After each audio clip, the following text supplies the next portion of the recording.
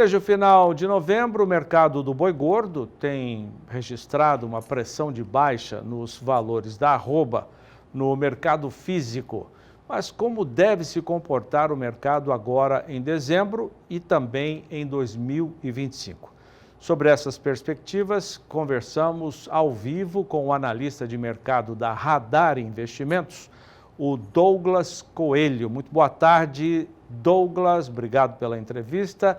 O que foi mais intenso? A recuperação importante que nós vimos ou a pressão de baixa dos últimos dias? Olá, Jorge. Olá a todos os amigos da Agricultura BR. É um prazer falar com vocês. Obrigado. Exato. Essa valorização que a gente teve em 2024 foi uma das maiores da história do boi gordo, né? Nem em 2019, nem quando a gente viu a China habilitando mais plantas, a gente viu uma recuperação tão forte num período tão curto. Então, sim, foi uma recuperação que teve grandes proporções num período reduzido. Houve agora nas últimas semanas, nos últimos dias, uma correção, mas uma correção breve, perto do que a gente viu no movimento de alta aí, iniciado em setembro, outubro, novembro. É uma correção breve, pequena, justamente para equilibrar, né, essa questão do setor como um todo. Mas o que a gente vê são preços aí relativamente sustentados na casa de 305, 310, quando a gente olha para os preços de balcão aqui em São Paulo hoje. Eu conversei recentemente com o diretor da Atenagro, Maurício Palma Nogueira, sobre 2024, e ele disse o seguinte, queria saber se você concorda. Ele disse o seguinte, que 2024, no cenário do boi gordo, mercado físico, termina acima das expectativas otimistas para o ano. O que você pensa sobre isso? Sem dúvida, eu concordo em gênero, número e grau com ele. Quando a gente olha, né, a dinâmica da arroba, lá em junho, lá em julho, antes do confinamento sair, nenhum pecuarista, nenhum analista, nenhum consultor mais otimista tinha uma expectativa que a arroba ia dar uma elevação, uma alta aí de quase R$ 100 em 3 meses, em 4 meses. Né? E foi isso que aconteceu. O mercado teve uma dinâmica bem forte, a gente teve um ano em que a seca foi latente, a indústria exportadora ficou mais atuante, os abates ficaram bem acelerados, o dólar também correu em níveis mais elevados, tudo isso colaborou por uma oferta que ficou bem abaixo da demanda, né? Principalmente demanda externa. Então isso puxou sim os preços e ficou acima das expectativas mais otimistas praticamente de todos os elos do setor. Que leitura você faz do mercado futuro do boi gordo, que nos últimos dias, daqui a pouco vamos atualizar esses contratos futuros na B3, nos últimos dias registrou alta nos contratos para entrega futura de boi gordo. Que leitura você faz disso? Bom, o mercado futuro nada mais que a expectativa de todos os participantes da B3, né, para a média dos últimos 5 dias úteis do indicador físico do boi gordo. Então, quando a gente olha no início dessa semana, o mercado futuro, existe uma curva de preços, né, e até fazendo uma comparação, o que a gente tem agora é uma reta. A gente vê aí janeiro bem próximo do fevereiro, bem próximo do março, bem próximo do abril. Então, a gente olha para o mercado futuro e a gente entende que os participantes estão analisando que essa porção de dezembro agora, essa segunda parte de dezembro, pode ser um período mais tímido de movimentações. A gente vê preços sim ao redor de 310 no mercado físico, mas pode vir para 300, pode vir para 320 nesses próximos dias. O fato é que a liquidez no mercado físico diminui. A gente vê que boa parte dos frigoríficos aqui de São Paulo, das regiões vizinhas, estão com escala praticamente prontas até o início de janeiro, então não tem muita coisa para acontecer. Agora, olhando para janeiro, a gente tem algumas variáveis que a gente deve prestar atenção. O dólar, nesse nível elevado, acima de 6, como a gente comentou, é um ponto inflacionário. A gente tem uma renda disponível da população que está enxuta. Em janeiro a gente tem impostos, materiais escolares, dívidas assumidas no ano anterior. A gente teve também uma sinalização de juros, né? Teve uma alta de 1 ponto percentual, possivelmente a gente deve ter mais uma alta de 1 ponto percentual em janeiro e 1 ponto percentual em março. Esse ponto quando a gente olha para o endividamento da população, ele é nocivo, né? Com juros altos, quem tem mais caixa consegue deixar esse caixa mais gordo, consegue rentabilizar maior esse caixa, e quem tem mais dívida, a dívida tende a crescer. Então, esse é um ponto de atenção para o início de janeiro, quando a gente olha para a saída, para a demanda de carne bovina, foi o grande destaque de 2024. Em janeiro, as exportações para a China devem estar ainda tímidas e o mercado doméstico também sente um pouco essa renda disponível da população relativamente mais curta.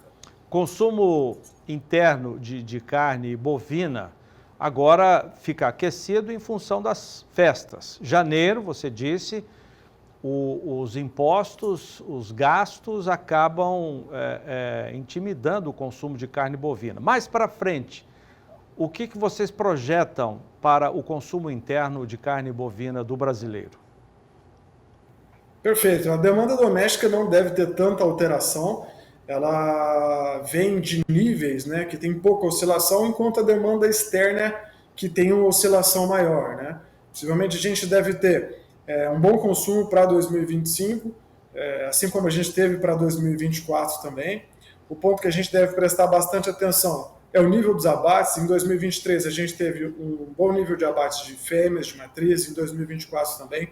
Em 2025 a margem da cria pode dar alguma guinada e essa oferta de matriz, a oferta de fêmeas deve ficar um pouco mais restrita.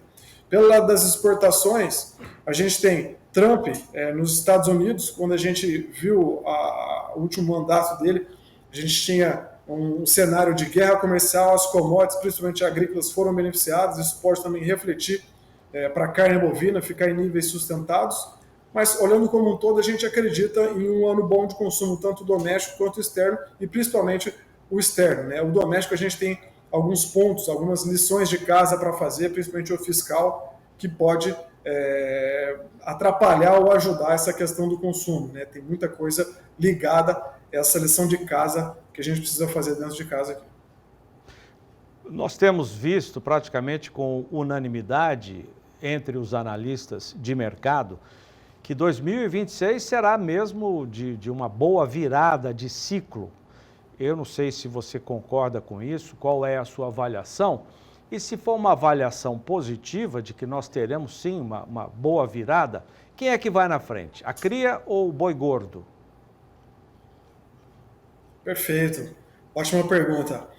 A pecuária, eu costumo dizer que é uma ciência mais biológica do que uma ciência matemática, né? Então, apesar da guinada de preço que a gente teve agora, quase R$100 em 3, 4 meses, a gente tem uma expectativa, sim, ainda é uma expectativa, que 2025 e 2026 essa oferta de matrizes fique mais enxuta e que haja uma virada de ciclo, né? Essa virada de ciclo, geralmente, é acompanhada pelo bezerro, né? Pela cria. Então, a margem da cria que acende essa luz no final do túnel do pecuarista, em que ele deve fazer ou reter mais matriz ou descartar mais matriz. Então, com o bezerro indo na frente, né, ele dando essa primeira puxada, possivelmente o gordo também deve acompanhar. E quando a gente olha para o gordo, a pecuária também parece uma atividade quando a gente compara com uma mola, né? Ela apanha da inflação e, de repente, num determinado momento, essa rentabilidade deslancha. Então, seria algo nesse sentido. A margem da cria dá a luz no final do túnel, o bezerro começa a melhorar, o pecuarista vê que é necessário ele deixar as matrizes dentro da propriedade, investir no rebanho, né? E aí o boi gordo costuma acompanhar também e seguir essa tendência. As escalas de abate, você já mencionou que elas estão mais confortáveis até o começo de janeiro, né? Portanto, hoje, dia 16, temos aí pelo menos duas semanas, um pouco mais, de conforto para a indústria frigorífica com as escalas de abate. Por que elas subiram? Por que eles conseguiram administrar?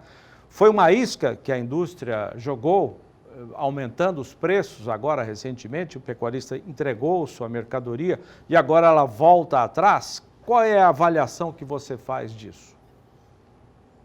Bom, nossa avaliação é que dezembro é um mês tipicamente mais morno quando a gente olha para outubro e para novembro.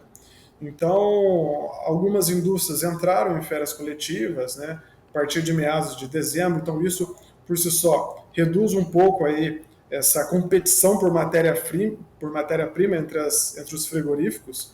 E a gente vê sim que o volume de animais terminados também tende a ficar um pouco mais mais contido, né? Então, as indústrias que pagaram mais caro conseguiram levar essa última porção do confinamento. Os animais de pasto ainda não têm vigor para sair com volume, para fazer alguma pressão de preço, mas é fato que esses últimos animais de confinamento em que a indústria conseguiu pagar um pouco mais, ela deu sim algum alento, algum alívio às escalas de abate.